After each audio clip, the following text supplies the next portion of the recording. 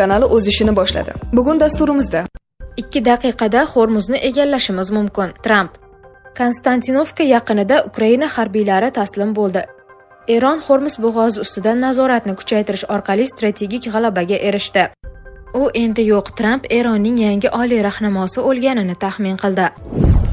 O'zingizni aldamang. Tez-tez hojatga chiqish, siyganda qiynalish, kechasi uxlay olmaslik. Bu oddiy shamollash emas. Bu prostata muammosi. Agar bugun e'tibor bermasangiz, ertaga og'riq ham, asorat ham kuchayadi. Vulkan 100% tabiiy, kuchli tabobat inyomi. Prostata bezidagi yallig'lanishni kamaytiradi. Siydik yo'lini tiklaydi. Erkaklik quvvatini kuchaytiradi. Bir qaror hayotingizni o'zgartiradi. Sokin hayot kechirasiz yoki yana qiynalishda davom etasiz. Tanlov sizniki. Hoziroq qo'ng'iroq qiling va 30% chegirmaga ega bo'ling. Yetkazib berish O'zbekiston bo'ylab mutlaqo bepul.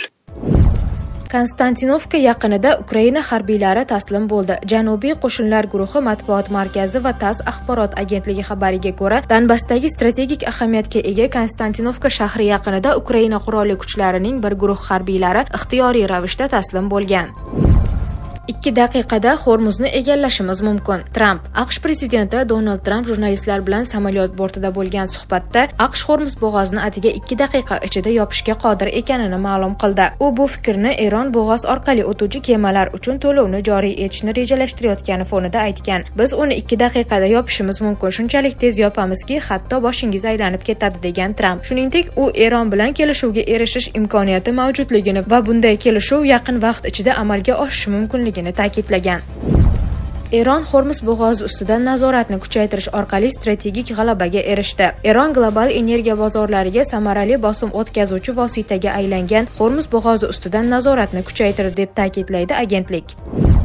U endi yo'q. Tramp Eronning yangi oliy rahnamosi o'lganini taxmin qildi. AQSh prezidenti Donald Tramp Eronning yangi oliy rahnamosi Mujtabo Xomanaiy haqida anchadan beri hech qanday yangilik olmaganini ta'kidlab, uning vafot etganini taxmin qildi. Bu haqda u Financial Times nashriga bergan intervyusida so'z ochdi. Tramp intervyu davomida urush boshida va undan keyingi zarbalar oqibatida Eronning ko'p yillik oliy rahnamosi Oyatulloh Ali Xomanaiy va ko'plab boshqa yuqori martabali mulozimlar halok bo'lganidan keyin mamlakatda allaqachon rejim o'zgarishi sodir bo'lganini aytgan. Shuningdek, Tramp Ali Xomanaiiyning o'g'li va Eronning yangi oliy rahnamosi Mujtabo Xomanaiy yo o'lgan yoki og'ir jarohatlangan bo'lishi mumkinligi haqida da'volarini takrorlagan. O'g'li yo o'lgan yo ahvoli o'ta og'ir. Biz u haqda umuman hech narsa eshitmadik. U endi yo'q, deydi Tramp. Eslatib o'tamiz, joriy yilning 9-mart kuni Eronda yangi oliy rahnamo saylangani e'lon qilingan edi. Ushbu lavozimni halok bo'lgan Ali Xomanaiiyning ikkinchi o'g'li 56 yoshli Mujtabo Xomanaiy egallagan. Ko'p o'tmay yangi oliy rahnamoning go'yoki jarohatlangan haqida ma'lumotlar paydo bo'ldi. Bu ma'lumotni dastlab mamlakat prezidentining o'g'li inkor etgan edi. Keyinroq esa Islom Respublikasi Tashqi ishlar vazirligi vakili Ismoil Bag'oiy Mujtabo Xomanaiy haqiqatdan ham yaralanganini, biroq o'zini yaxshi his qilayotganini ma'lum qildi. 17-mart kuni Eron Tashqi ishlar vazirligi mamlakatning yangi oliy rahnamosi salomatligi joyida ekani va tez orada jamoatchilikka murojaat qilishini bildirdi. Biroq 20-mart kuni AQSh milliy razvedkasi rahbari Tulsi Gabbard Mujtabo Xomanaiiyning ahvoli bo'yicha bayonot berib, u jiddiy jarohat olganini aytdi.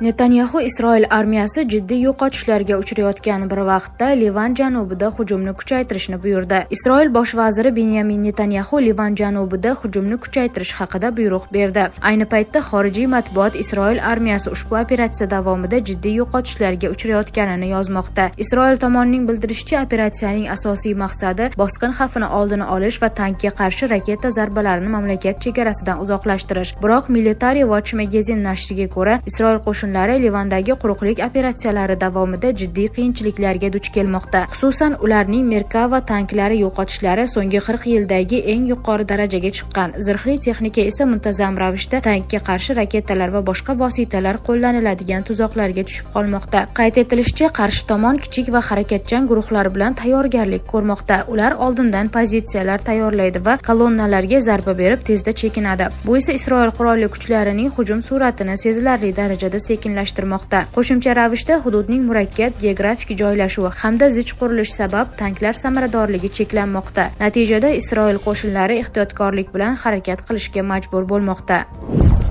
Tramp Eron neftini nazoratga olish rejasi borligini ma'lum qildi. AQSh prezidenti Donald Tramp Eron neftini Venesueladagi ssenariy asosida nazoratga olishni istashini bildirdi. Rostini aytsam, men Eron neftini nazoratga olishni istardim, lekin ayrimlar bu nima uchun kerak deyishmoqda. Ular noto'g'ri fikrda, dedi Tramp Financial Times nashriga bergan intervyusida. Nashr ma'lumotlariga ko'ra, Tramp bu rejani AQSh Venesuelada amalga oshirgan harakatlar bilan taqqoslagan. U yerda Washington muayyan hudud neft sohasini nazorat qilishni ko'zlagani aytilgan. Shuningdek, Tramp AQSh Eronning asosiy neft eksport markazi hisoblangan Xark orolini egallab olish imkoniyatini ham istisno qilmagan. Ma'lumot uchun, AQSh va Isroilning Eronga qarshi harbiy operatsiyasi 1 oydan beri davom etmoqda. Bu vaqt davomida tomonlar o'zaro zarbalar almashmoqda. Mojaroning keskinlashuvi natijasida Ormuz bo'g'ozi orqali dengiz tashuvlari deyarli to'xtab qolgan.